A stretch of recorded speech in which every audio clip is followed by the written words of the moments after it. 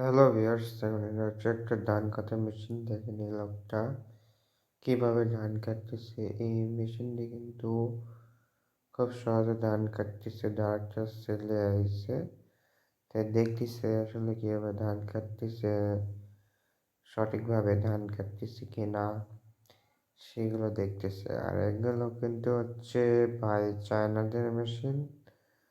আর এই মেশিনগুলো কিন্তু খুবই ভালো মেশিন, হালকা এবং চলে বেশি, কোনো ক্ষতি হয় না সহজে। আর বাংলাদেশি মেশিন কিন্তু সাধারণত বেশি ধরলে ধরা যায় যে ক্ষতি বেশি হয়, সমস্যা হয়। আর যেটা হয় কেনটা হয় সমস্যা।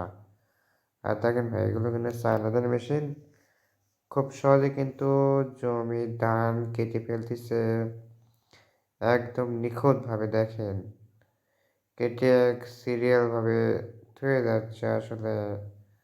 দেখেন এটা একটু টানা হেঁচড়া করলেই কিন্তু হয়ে যাচ্ছে। আপনাকে ঠেলতে কিন্তু হবে না। দেখেন এই মেশিনটাই কিন্তু আপনাকে নিয়ে যাচ্ছে। ওই যে চাকাটা ঘুরতেছে ওটা কিন্তু চেনের সাথে চেন আছে, চেনের সাথে চাকাটা কিন্তু ঘুরতেছে। ঘুরে আপনাকে কিন্তু নিয়ে যাচ্ছে। আপনাকে খালি হ্যান্ডেল দেখলে আরামে ধরে থাকতে হবে। তাহলে কিন্তু খুব সহজে কিন্তু ধান কেটে ফেলতেছে। তাছাড়া তো আগেকার যুগের মানুষ তো আগে কাঁচি দিয়ে ধান কাটতো, পুবা বা লোকজন দিয়ে ধান কেটে নিত। অনেক সময় ব্যয়বহুল হতো, সমস্যা হতো। আর এখন তো হচ্ছে টেকনোলজির যুগ ভাই। দেখেন মেশিন দিয়েই কিন্তু সব কাজ আসলে হয়ে যাচ্ছে। আসলে কি বলবো, দেখেন খুব সহজেই কিন্তু হয়ে যাচ্ছে।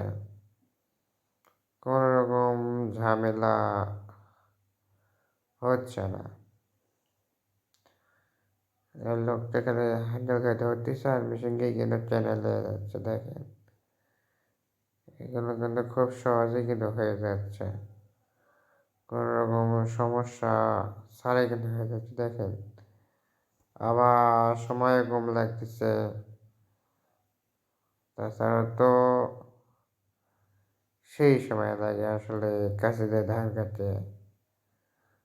দেখেন খুব সহজে ধান কাটা হয়ে যাচ্ছে। মেশিনগুলো খুব ভালো, মজবুত আছে, সহজে কিন্তু কোনো কিছু হবে না। বা এত শুকান মাটিতে কাটতেছে, আপনারা চাইলে হয়তো বা অনেক সময় জমির মাটি ভিজাও থাকে, সেগুলো জায়গাতে কিন্তু ধান আসলে ভাই কাটা যাবে, কোনো রকম সমস্যা হবে না। একেবারে দেখেন একেবারে এক সিরিয়ালে ধুয়ে যাচ্ছে। পরবর্তীতে এগুলো ধুয়ে নিয়ে যেতে পারবেন আসলে ভার দিয়ে, ট্রাক্টর দিয়ে, যেটা দিয়ে খুশি আসলে সেটা দিয়ে কিন্তু নিয়ে যেতে পারেন। আবার যা মেশিনকে দিতে পারেন, কোনো রকম সমস্যা হবে না।